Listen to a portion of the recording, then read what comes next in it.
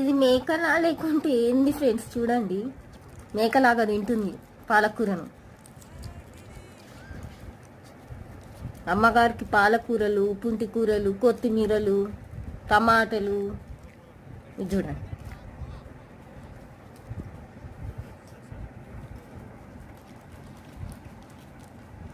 Lisa,